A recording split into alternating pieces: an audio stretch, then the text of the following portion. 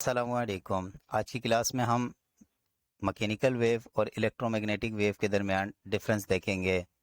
Mechanical wave are such wave that need medium for propagation. Mechanical wave वो wave होती हैं जिन्हें आगे बढ़ने के लिए किसी मीडियम की ज़रूरत होती है, such as air etc। Mechanical wave produce by the vibratory motion in the respective medium. Mechanical wave उस मीडियम में वाइब्रेटरी मोशन के ज़रिए प्रोड्यूस की जा सकती है, यानी उस मीडियम के पार्टिकल को या तो लेफ़्ट राइट मूव करवा कर या तो उन मीडियम के पार्टिकल को अप डाउन मूव करवा कर। अगर medium particle left right move करते हैं डायरेक्शन ऑफ प्रोपगेशन के, तो ये लॉन्गिट्यूडनल वेव बन जाती हैं, और अगर अप डाउन परपेंडिकुलर मूव करते हैं तो ये ट्रांसवर्स वेव बन जाती हैं, जैसे कि पीछे हमने इसके कॉन्सेप्ट को स्टडी किया था। Mechanical wave consist of transverse and longitudinal wave. तो ये इसी बात की एक्सप्लेनेशन है कि मीडियम पार्टिकल अगर डायरेक्शन ऑफ प्रोपगेशन के पैरेलल हो गए, यानी लेफ़्ट राइट हो रहे हैं, तो वो लॉन्गिट्यूडनल वेव कहलाएंगी, और अगर अप डाउन हो रहे हैं परपेंडिकुलर तो वो ट्रांसवर्स वेव कहलाएगी। Mechanical wave can not travel through vacuum.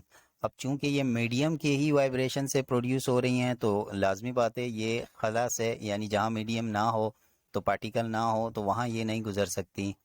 Speed of this wave depend upon physical properties of medium. इसकी स्पीड भी मीडियम पे ही डिपेंड करेगी, क्योंकि मीडियम के अंदर पार्टिकल हैं और वो पार्टिकल किस तरह बिहेव कर रहे हैं, उनकी डेंसिटी वगैरह क्या है, इसके ऊपर इसकी स्पीड डिपेंड करेगी। Sound wave, a water wave and seismic wave are some example of mechanical wave। आवाज़ की जो वेव जो आप तक पहुंच रही है, वाटर वेव्स, और इसके अलावा सिस्मिक वेव ये अकॉस्टिक एनर्जी से बनती हैं, यानी जैसे ज़मीन के अंदर अर्थक्विक की जो वेव्स होती हैं, अर्थक्विक की जो हमारे पास शॉक वेव आती हैं वो हो गई, और कोई एक्सप्लोजन ज़मीन के अंदर होता है उससे जो वेव बनती हैं वो भी यही मैकेनिकल वेव कहलाती हैं। इसके बाद हमारे पास है electromagnetic wave. Electromagnetic wave such wave that do not need medium for propagation. ऐसी वेव जिनको कोई मीडियम की ज़रूरत नहीं होती वेव मोशन के लिए, आगे बढ़ने के लिए, वो कहलाती हैं electromagnetic waves. Electromagnetic wave are produce by changing electric and magnetic field. ये पैदा होती हैं इलेक्ट्रिक और मैग्नेटिक फील्ड की चेंजिंग से, और उसी से ही ये आगे प्रोपगेट करती हैं। अब हम जानते हैं कि जहाँ पर भी इलेक्ट्रिक फील्ड मूव करेगी वहाँ मैग्नेटिक फील्ड प्रोड्यूस होती है। इलेक्ट्रिक फील्ड या चार्जेस की मूवमेंट से मैग्नेटिक फील्ड का बनना, और फिर इलेक्ट्रिक मैग्नेटिक फील्ड की चेंजिंग से वापस ही इलेक्ट्रिक फील्ड का बनना, और ये दोनों आपस में परपेंडिकुलर होते हैं, और यही फोर्स इनको आगे प्रोपगेट करवाती है। Electromagnetic wave are only comprise of transverse wave. ये सिर्फ ट्रांसवर्स वेव के ऊपर मुश्तमिल होती है।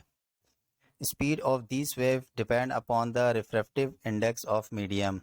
अब अगर ये एक मीडियम से दूसरे मीडियम में जाती हैं, तो इन इलेक्ट्रोमैग्नेटिक वेव की जो स्पीड है वो उस मीडियम के रिफ्रैक्टिव इंडेक्स के ऊपर डिपेंड करती है। रिफ्रैक्टिव इंडेक्स वो एबिलिटी है मीडियम की जिससे वो दूसरे मीडियम की वेव को या तो बैंड कर दे या उसकी डायरेक्शन चेंज कर दे। तो रिफ्रैक्टिव इंडेक्स उस मीडियम का जितना ज़्यादा होगा स्पीड उतनी कम होगी, और जितना कम होगा स्पीड उतनी ज़्यादा होगी। इसकी मिसालों के अंदर radio wave, microwave, light, ultraviolet waves, infrared wave कुछ हैं। तो उम्मीद है कि आपको ये समझ में आ गया होगा डिफरेंस। अस्सलामु अलैकुम।